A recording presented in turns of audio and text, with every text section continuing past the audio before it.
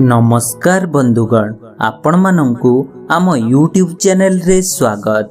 बंधु माने जदि आपण निज जीवन रे किछि नुआ कथा शिखिबा पई चाहुथांती तेबे एबे ही आम चैनल को सब्सक्राइब करि नियंतु ओ पाखरे थिबा बेल आइकन को मध्य क्लिक करि नियंतु। तेबे बंधु माने आसंतु जानिबा आजिर किछि बड़ ओ गुरुत्वपूर्ण अनुचिंता विषय रे। बंधु माने मने रखंतु, वास्तुशास्त्र अनुसारे घरर पूर्व किंबा उत्तर पट कांथरे ही दर्पण लगाइबा उचित होइथाए। एहा द्वारा घरे अर्थ समस्या दूर होइथाए एवं घरे धन संपत्ति वृद्धि होइथाए। मने रखंतु, सर्वदा शोइबा घरर कबाट सामनारे दर्पण लगाइबा उचित होइथाए। एहा गृह पई शुभ हेबा सह घरे सुख समृद्धि वृद्धि पाइथाए। मने रखंतु, शास्त्र अनुसारे प्रत्येक दिन घरु बाहरिबा समय रे नाभिरे चंदन लगाइबा उचित होइथाए। एहा आपणक पई शुभ होइथाए एवं धन वैभव प्राप्त होइथाए। मने रखंतु, सर्वदा मनी पर्स रे गोटिए नोट रे टिके चंदन लगाई रखिबा द्वारा आपणक पई शुभ ओ मंगलकारी होइथाए एवं आपणक पर्स सर्वदा टंकारे पूर्ण रहिथाए। मने रखंतु, वास्तुशास्त्र अनुसारे शुक्ल पक्ष शुक्रवार दिन माता लक्ष्मी को इत्र एवं श्रृंगार जिनिष उपहार देवा द्वारा घरे धन संपत्ति वृद्धि पाइथाए एवं परिवार रे सुख शांति वृद्धि होइथाए। मने रखंतु, प्रत्येक दिन सकाळ समय रे गुरु ओ गुरुजन को प्रणाम करिबा द्वारा आपणक पई अत्यंत मंगलकारी होइथाए एवं सुख सौभाग्य प्राप्त होइथाए। सर्वदा मने रखंतु, केबे भी अपराध साब्यस्त होइथिबा लोकंक घरे, शत्रुंक घरे किंबा गुरुतर रोगरे पीड़ित थिबा लोकंक घरे भोजन करिबा उचित होई नथाए। नचेत एहा आपणक पई क्षतिकारक ओ अमंगलकारी होइथाए। मने रखंतु, शुद्ध कारोबार करुथिबा लोकंक घरे, निशा द्रव्य किंबा मदपान विक्रय करुथिबा लोकंक घरे किंबा अत्यधिक क्रोधी थिबा लोकंक घरे केबे भी भोजन करिबा अनुचित होइथाए। नचेत एहा मध्य आपणक पई क्षतिकारक ओ अमंगलकारी होइथाए। मने रखंतु, वास्तुशास्त्र अनुसारे जदि स्वामी और स्त्रींक मध्यरे संपर्क खराब होइथाए तेबे स्वामींक तकिया तले कर्पूर रखी सकाळे ताहाकु जलाई देबा द्वारा संपर्क धीरे धीरे मजबूत होइथाए। मने रखंतु, हिंदू धर्म पुराण शास्त्र अनुसारे सूर्य उदय एवं सूर्यास्त समय रे सोउथिबा व्यक्ति माने धीरे धीरे रोगाग्रस्त एवं दरिद्र होई थांती। मने रखंतु, दक्षिण दिगकु केबे भी पाद रखी सोइबा उचित होई नथाए। नचेत एहा द्वारा मस्तिष्क को ठीक भावरे रक्त संचालन होई नथाए, जहा द्वारा शरीर रे विभिन्न रोग सृष्टि होइथाए। मने रखंतु, घरर बीम तले केबे भी सोइबा उचित होई नथाए। सेही परी छाती उपरे हाथ रखी सोइबा किंबा गोड़ उपरे गोड़ रखी सोइबा मध्य अमंगलकारी होइथाए।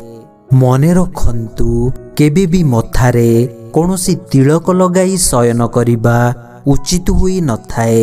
नचेत एहा अशुभ ओ अमंगलकारी होइथाए। एणु तिलक को धोई करी सोइबा उचित होइथाए। मने रखंतु, कोनोसी सोइथिबा व्यक्ति को अचानक उठेई देबा उचित होई नथाए। नचेत एहा सेही व्यक्ति पई क्षतिकारक साब्यस्त होइथाए। किंतु विद्यार्थी मानंकु निदरु उठाइबा उचित होइथाए। एहा सेमानंक पई मंगलकारी होइथाए। सर्वदा मने रखंतु, କେବେ ବି ଭଙ୍ଗା ଖଟରେ ଶୋଇବା, ଅଇଁଠା ମୁହଁରେ ଶୋଇବା କିମ୍ବା ନଗ୍ନ ଅବସ୍ଥାରେ ଶୋଇବା ଉଚିତ ହୋଇନଥାଏ। ନଚେତ୍ ଏହା ଆପଣଙ୍କ ପାଇଁ ଅମଙ୍ଗଳକାରୀ ଓ ଅଶୁଭ ସାବ୍ୟସ୍ତ ହୋଇଥାଏ। ମନେ ରଖନ୍ତୁ, ନିୟମିତ ଭାବରେ ବୁଧବାର ଦିନ ଗାଈକୁ ଘାସ ଖାଇବାକୁ ଦେବା ଦ୍ୱାରା ଆପଣଙ୍କ ପାଇଁ ଅତ୍ୟନ୍ତ ଶୁଭ ହୋଇଥାଏ ଏବଂ ଜୀବନର ବିଭିନ୍ନ ସମସ୍ୟା ଦୂର ହେବା ସହିତ ଆପଣଙ୍କୁ ଧନଧାନ୍ୟ ପ୍ରାପ୍ତ ହୋଇଥାଏ। ମନେ ରଖନ୍ତୁ, ବୁଧବାର ଦିନ ଭଗବାନ ଗଣେଶଙ୍କୁ ଗୁଡ଼ ଏବଂ ଘିଅ ଜାତୀୟ ଜିନିଷ ଭୋଗ ଲଗାଇବା ଦ୍ୱାରା ମାତା ଲକ୍ଷ୍ମୀଙ୍କ କୃପା ପ୍ରାପ୍ତ ହୋଇଥାଏ ଏବଂ ଅଟକିଥିବା କାର୍ଯ୍ୟ ସମ୍ପନ୍ନ ହୋଇଥାଏ। ମନେ ରଖନ୍ତୁ, ଯେଉଁ ବ୍ୟକ୍ତିମାନେ ଘୋଡ଼ାଇ ହୋଇ ଏବଂ ପାଦକୁ କଷି କରି ଶୋଇବାକୁ ପସନ୍ଦ କରିଥାନ୍ତି ସେମାନଙ୍କ ଜୀବନ ସଂଘର୍ଷମୟ ହୋଇଥାଏ ଏବଂ ମେଳାପି ସ୍ୱଭାବର ହୋଇଥାନ୍ତି। ସେହିପରି ହାତକୁ ପଛରେ ରଖି ସିଧା ହୋଇ ଶୋଉଥିବା ବ୍ୟକ୍ତିମାନେ ସର୍ବଦା ନୂତନ କାର୍ଯ୍ୟ କରିବା ପାଇଁ ପସନ୍ଦ କରିଥାନ୍ତି ଏବଂ ପରିବାର ପ୍ରତି ଶ୍ରଦ୍ଧାଭାବ ରଖିଥାନ୍ତି।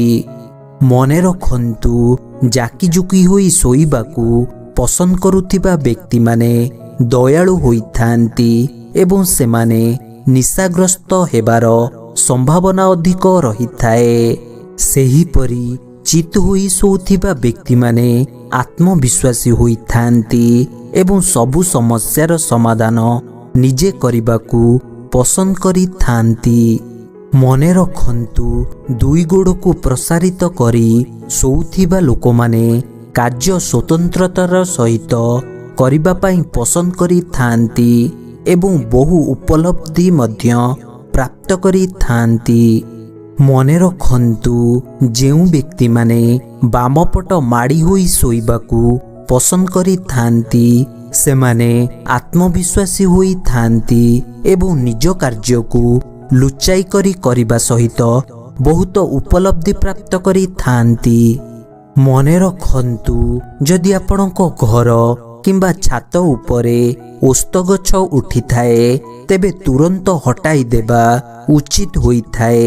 ନଚେତ୍ ଏହା ଦ୍ୱାରା ଘର ଉନ୍ନତି ହେବାରେ ବାଧାପ୍ରାପ୍ତ ହୋଇଥାଏ ଏବଂ ଘରେ ବିଭିନ୍ନ ସମସ୍ୟା ମଧ୍ୟ ଦେଖା ଦେଇଥାଏ। ମନେ ରଖନ୍ତୁ, ଘର ଉପରେ ଯଦି ଓସ୍ତ ଗଛ ଉଠିଥାଏ ତେବେ ରବିବାର ଦିନ ତାକୁ ପୂଜା କରିବା ପରେ ଉପାଡ଼ି କୌଣସି ଉଦ୍ୟାନରେ ଲଗାଇବା ଦ୍ୱାରା ଆପଣଙ୍କ ପାଇଁ ବହୁତ ମଙ୍ଗଳକାରୀ ହୋଇଥାଏ। ମନେ ରଖନ୍ତୁ, ଶନିବାର ଦିନ ଘର, ଦୋକାନ କିମ୍ବା ଅଫିସ ସାମ୍ନାରେ ଲେମ୍ବୁ ଏବଂ 7ଟି ଲଙ୍କା ଝୁଲାଇ ରଖିଲେ ଆପଣଙ୍କ ପାଇଁ ଶୁଭ ହୋଇଥାଏ ଏବଂ ନକାରାତ୍ମକତା ଦୂର ହୋଇଥାଏ। ଏବଂ ମନେ ରଖନ୍ତୁ, ଘରର ମୁଖ୍ୟ ଦ୍ୱାରରେ କଳା ଘୋଡ଼ାର ନାଲ ଲଗାଇବା ଉଚିତ ହୋଇଥାଏ। ଏହା ଦ୍ୱାରା ଘର ଉପରେ ପଡ଼ୁଥିବା ଅଶୁଭ ଦୃଷ୍ଟି ଦୂର ହୋଇଥାଏ ଏବଂ ପରିବାର ଲୋକଙ୍କର ମାନସିକ ଅବସ୍ଥା ଭଲ ରହିଥାଏ। ତେବେ ବନ୍ଧୁମାନେ, ଏହା ଥିଲା ଆଜିର କିଛି ବଡ଼ ଓ ଗୁରୁତ୍ୱପୂର୍ଣ୍ଣ ଅନୁଚିନ୍ତା ବିଷୟରେ, ଯାହାକୁ ଯଦି ଆପଣମାନେ ପାଳନ କରନ୍ତି ତେବେ ଆପଣଙ୍କର ଓ ଆପଣଙ୍କ ପରିବାରର ମଙ୍ଗଳ ହେବ। ବନ୍ଧୁମାନେ, ଯଦି ଭିଡ଼ିଓଟି ପସନ୍ଦ ଆସିଥାଏ ତେବେ ଭିଡ଼ିଓଟିକୁ ଗୋଟେ ଲାଇକ୍ଟେ କରନ୍ତୁ ଓ ଆପଣଙ୍କ ବନ୍ଧୁମାନଙ୍କ ସହିତ ନିଶ୍ଚୟ ସେୟାର କରନ୍ତୁ ଏବଂ ଏହିପରି କିଛି ନୂଆ ନୂଆ କଥା ବିଷୟରେ ଜାଣିବା ପାଇଁ ଆମ ଚ୍ୟାନେଲକୁ ସବସ୍କ୍ରାଇବ୍ କରିନିଅନ୍ତୁ ଓ ପାଖରେ ଥିବା ବେଲ୍ ଆଇକନ୍କୁ ମଧ୍ୟ କ୍ଲିକ୍ କରିନିଅନ୍ତୁ। ଧନ୍ୟବାଦ।